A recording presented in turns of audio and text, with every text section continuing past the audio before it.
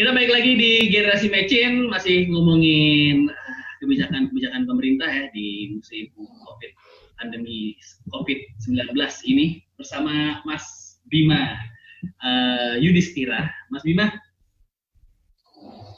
Mas. Ya. Jadi belakangan ini kan banyak kebijakan. Saya nggak mau bilang itu selebrasi ya, cuman jadi momentum juga untuk para pejabat seperti bagi-bagi bantuan segala macam. Itu ada pengaruhnya sama ekonomi negara kan, Mas? Bantuan-bantuan langsung itu sebenarnya? Sebenarnya kalau yang masih dianggarkan sekarang gitu ya, dalam artian yang memang orang miskin dapat subsidi, dapat bantuan gitu ya. Ini sebenarnya kan hanya program lama gitu. Jadi tidak ada kebaruan gitu, tidak ada inovasi gitu. Bahkan cenderung beberapa hanya sekedar gimmick gitu ya. Karena sebelumnya udah dianggarin, kemudian ada COVID gitu ya. Ya anggarannya dinaikkan sedikit, tapi yang terima itu aja gitu kan.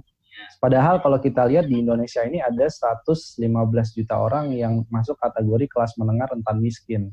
Nah ini yang nggak di cover oleh pemerintah gitu. Padahal dalam beberapa hari mereka kehilangan pendapatan, jumlah angka kemiskinan kita bisa naik juga. Jadi di negara lain kita bisa contoh lah, banyak sekali kebijakan-kebijakan misalkan kayak Inggris ya. Inggris itu proposalnya bagus sekali, 80% gaji pekerja itu ditanggung oleh pemerintah. Jadi mereka udah sampai ke hal-hal seperti itu gitu ya. Dan di Indonesia saya kira kita masih jauh dari mengcover masyarakat yang rentan miskin. Baik dari sisi kesehatannya, misalkan kelangkaan masker, kelangkaan hand sanitizer di beberapa tempat. Dari hal yang sederhana aja kita bisa ngelihat bahwa dari sisi kesehatan maupun dari sisi ekonomi belum besar coverage-nya dari bantuan yang ada. Jadi kecil efektivitasnya. Oke. Nah, untuk Menteri Keuangan sendiri sudah membuat simulasi kemungkinan, bahkan sampai kemungkinan terburuknya. Apa sih kemungkinan terburuknya sebenarnya, Mas, dari sisi ekonomi? Ya, kalau saya sih mengambil dari WTO ya. WTO bilang bahwa kondisi sekarang ini mirip seperti tahun 1930. Jadi bandinginnya bukan 2008, bukan 98, tapi 1930 waktu terjadinya Great Depression. Karena skenario volume perdagangan dunia itu bisa turun 32% apabila ini terus berlanjut. Nah, jadi kita mengalami memang suatu kondisi yang saya kira cukup berat, dan Pak Presiden juga mengakui bahwa memang ini kondisi ekonomi akan berat. Nah, tapi tergantung.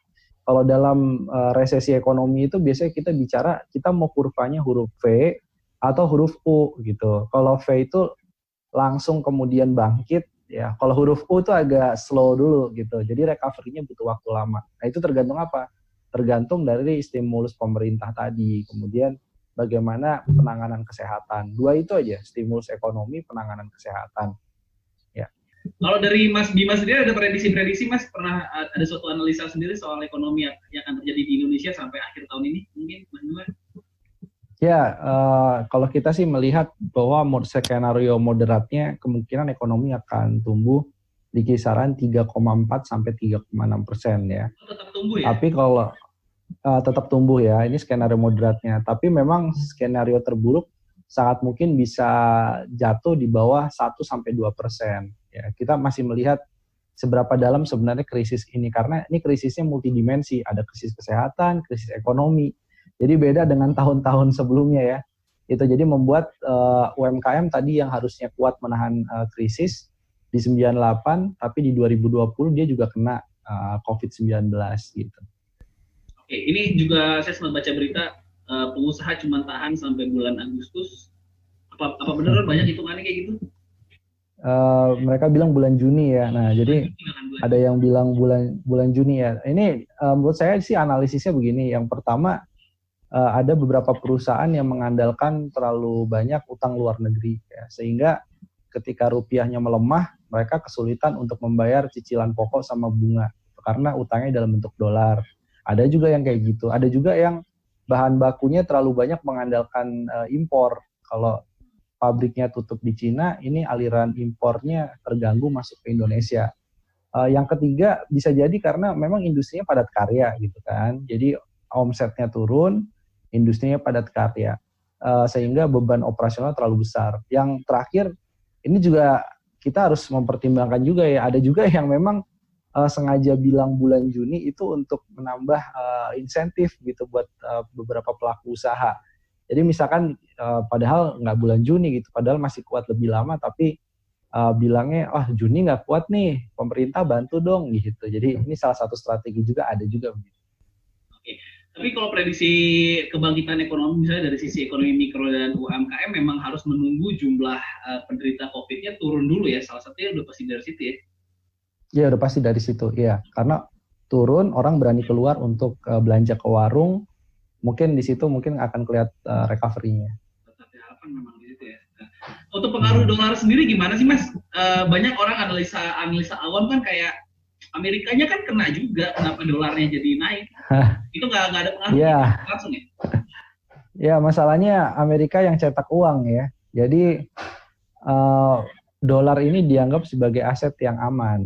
Kalau orang banyak keluar dari bursa saham, itu masuknya biasa kalau nggak ke dolar, ke yen Jepang, sama ke emas batangan. Jadi 3 komoditas inilah, itu yang memang harganya terus mengalami kenaikan. Jadi bukan karena Amerikanya lagi banyak korban COVID juga gitu, tapi karena mereka melihat aset yang aman sekarang apa sih gitu. Nah, efeknya sendiri dari dolar memang langsung kena ke beberapa produk impor. Saya ambil contoh yang sederhana lah.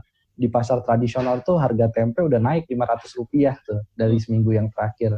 Itu karena kedelainya kan impor, jadi harus ada penyesuaian ketika dolarnya 16.000 lebih ya. Ada juga yang kemudian mereka yang punya pinjaman falas, nah ini juga kena.